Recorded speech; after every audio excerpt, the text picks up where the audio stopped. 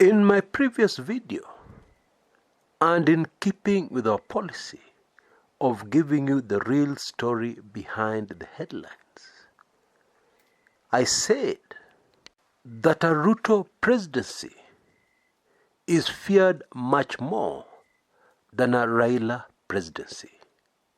Of course, both presidencies are feared in Kenya. That's the truth. And a number of you on this channel agreed with me. But then you requested that I elaborate and explain why is a Ruto presidency feared so much more than a Raila Odinga presidency. That is the focus of our show today. And if you can allow me to give you a heads up, this is one show that will be very revealing to most of us. So let's get on with it. To fully understand why a William Samoei Ruto presidency is feared so much, we must start by first understanding why a Raila presidency has always been feared. In the run-up to the 2002 presidential elections and general elections, Raila Odinga's NDP party had merged with Daniel Toroitich Arap Moi's KANU to form what some people were calling New KANU. Now, for purposes today, it was repeatedly and consistently rumored that one of the deals made in the backroom between the two political parties was that President Moi would back Raila Odinga to succeed him as President of Kenya. Now, I know most of you are going to find what I'm about to say very difficult to believe, but I have plenty of reasons to believe it is true. Actually, Moi trusted Raila. You see, the Mois and the Odingas, the families, have a very long history, dating back to before Kenya gained her independence.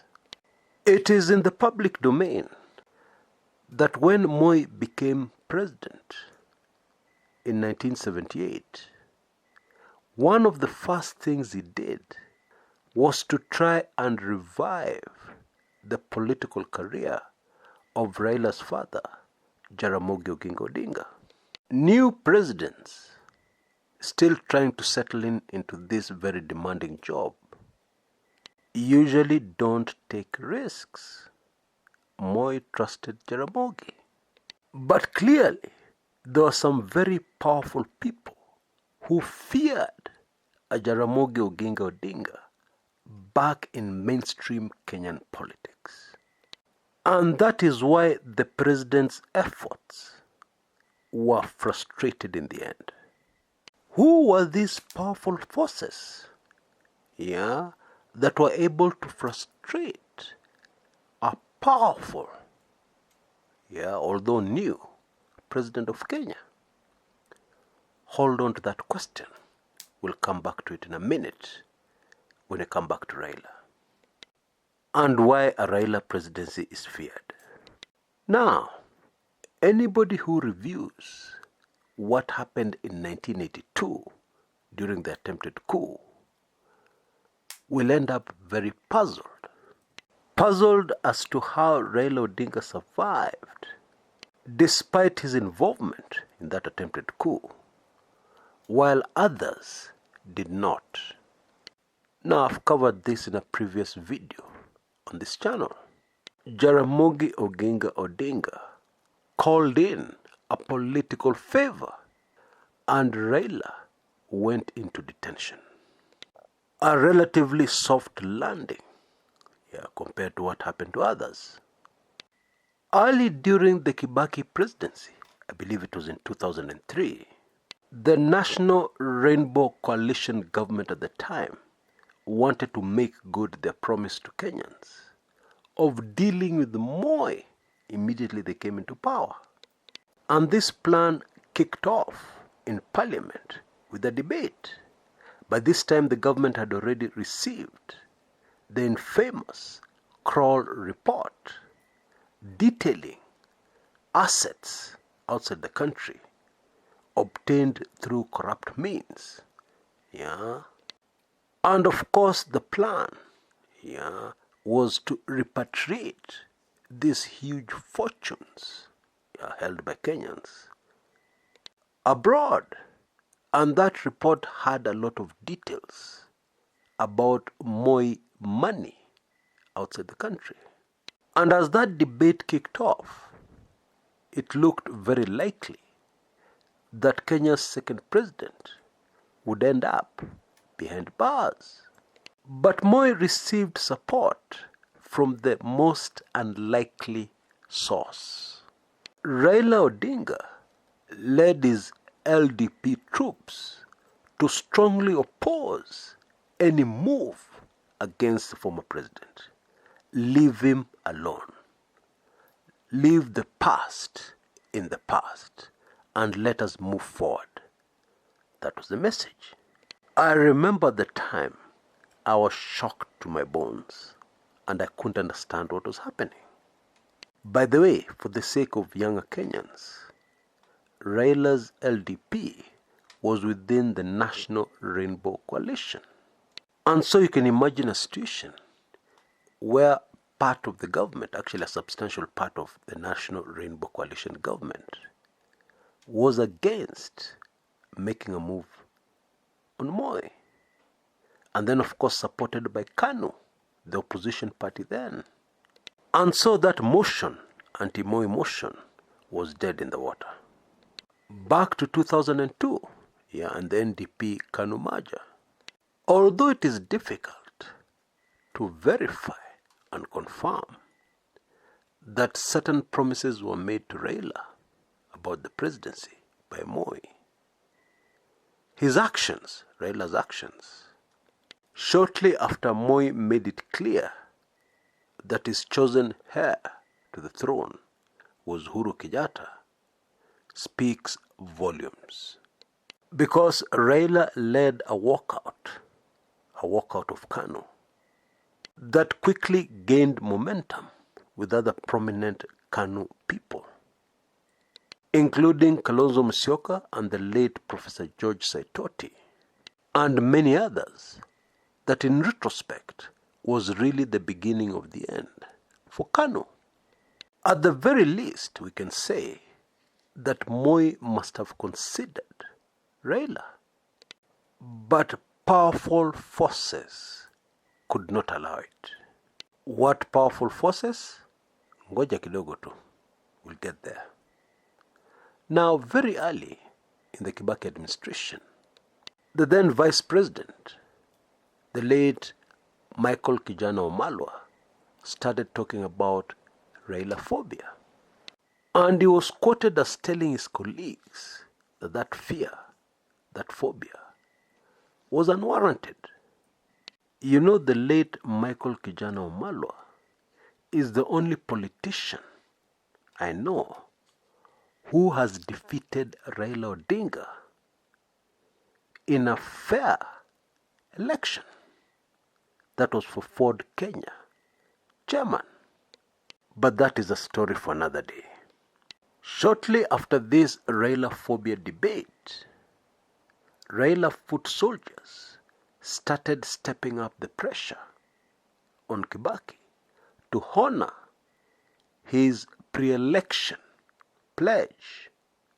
Actually, they called it a pre-election contract, a memorandum of understanding, where he was supposed to appoint a certain number of cabinet ministers from Raila Odinga's LDP wing of the National Rainbow Coalition.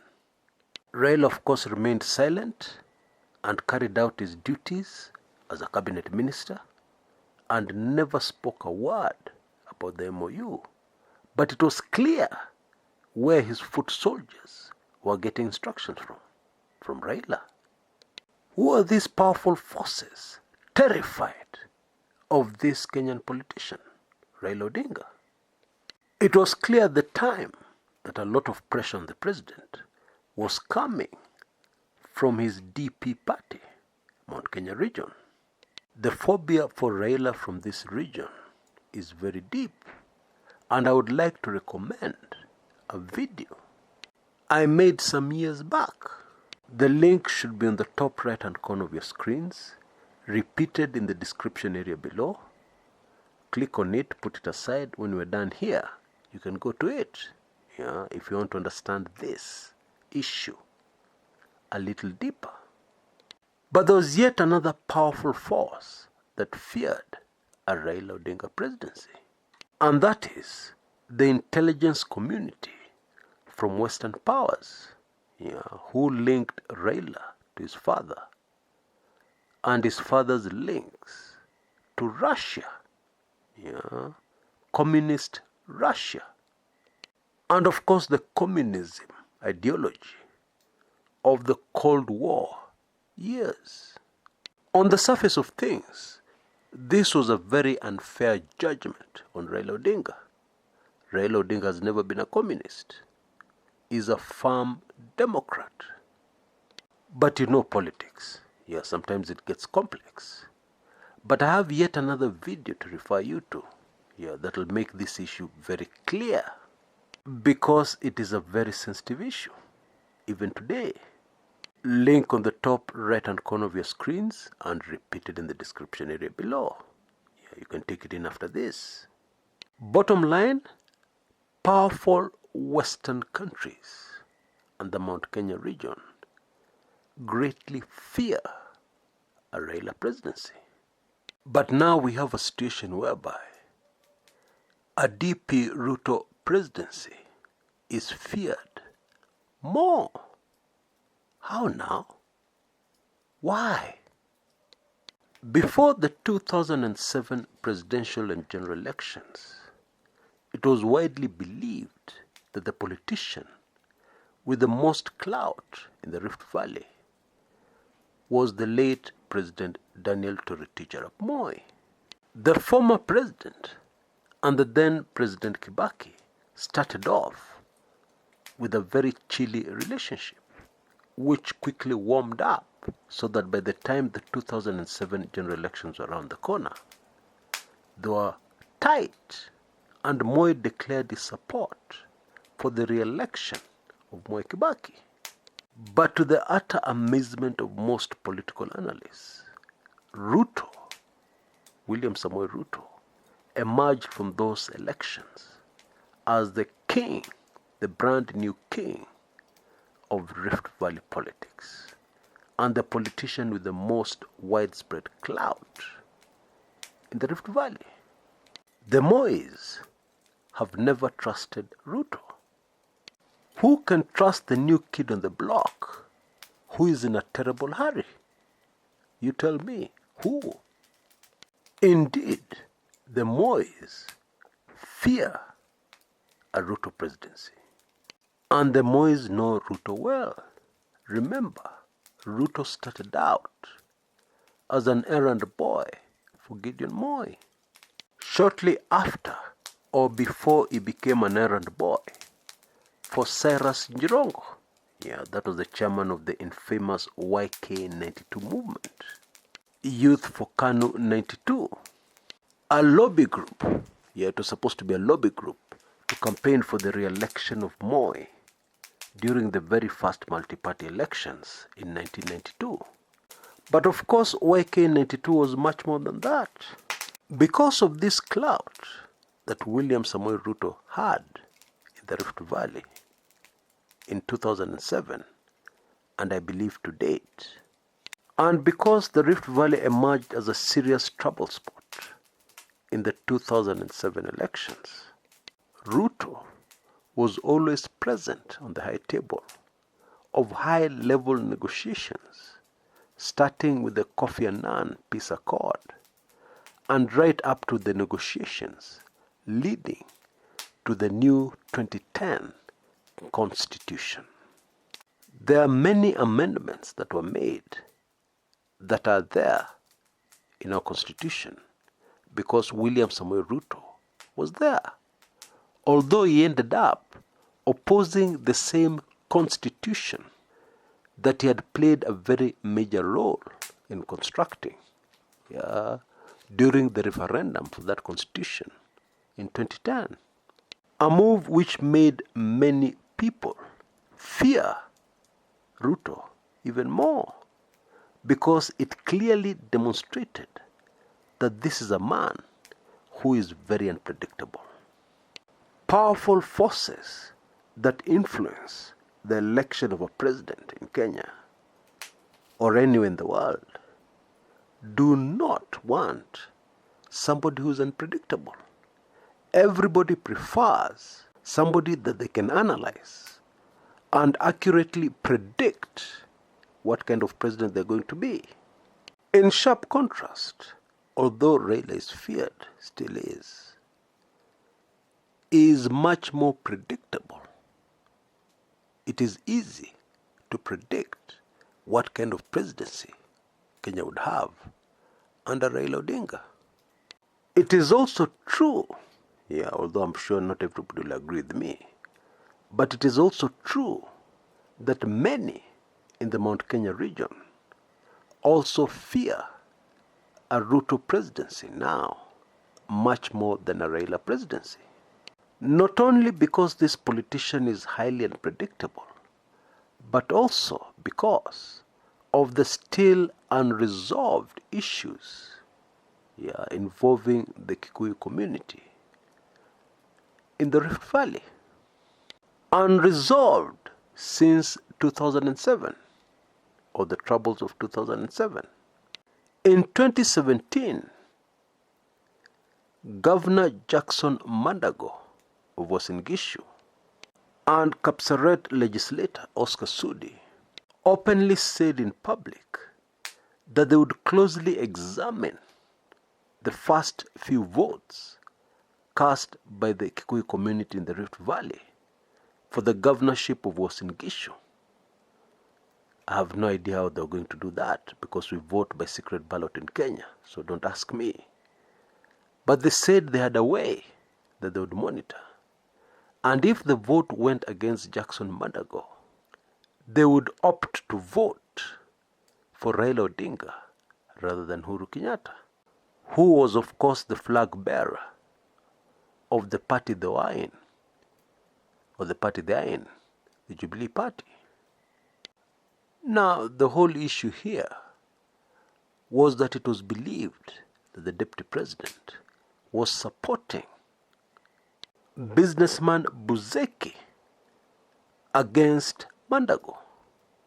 Buzeki, of course, at that time was an independent candidate, after a lot of manenos and drama over the Jubilee nomination for governorship of Uasin Gishu.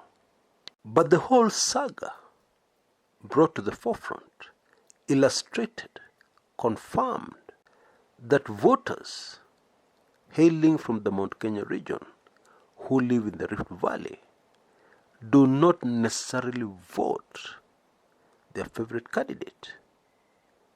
At times, it seems, they are forced to vote for survival.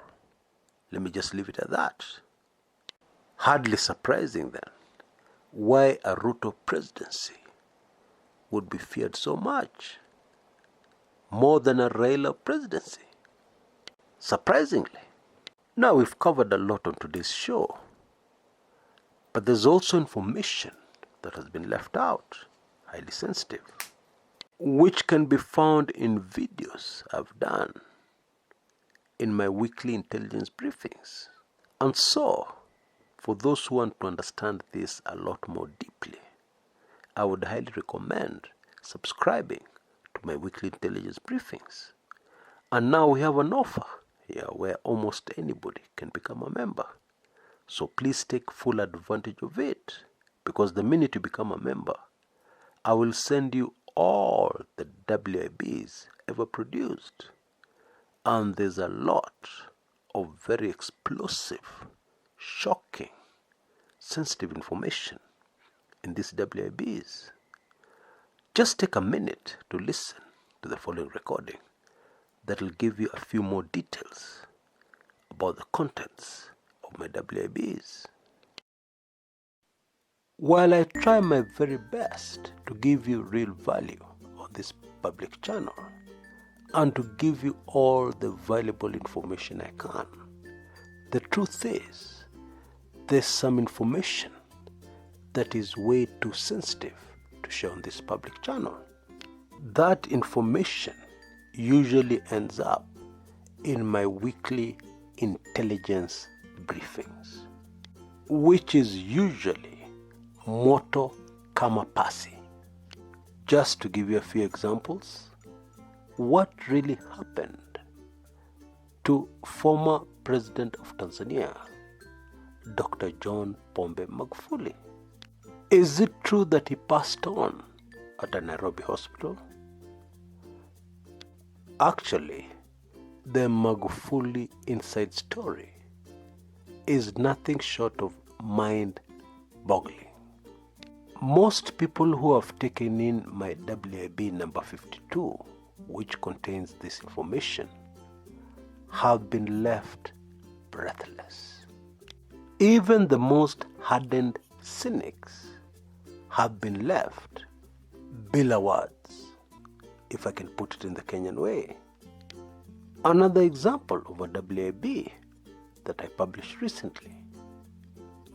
There is a secret that those who are close to Raila Odinga have guarded and continue to guard with everything they have.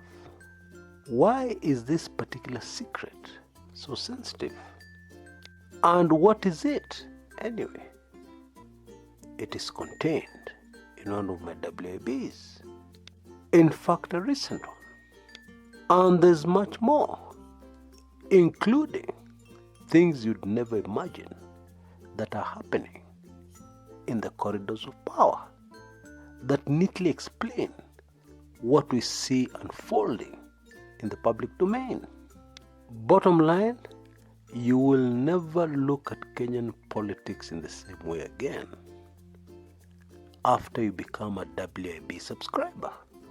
Indeed, it is true to say that in most instances, the truth is stranger than fiction, and sometimes much more difficult to believe than fiction.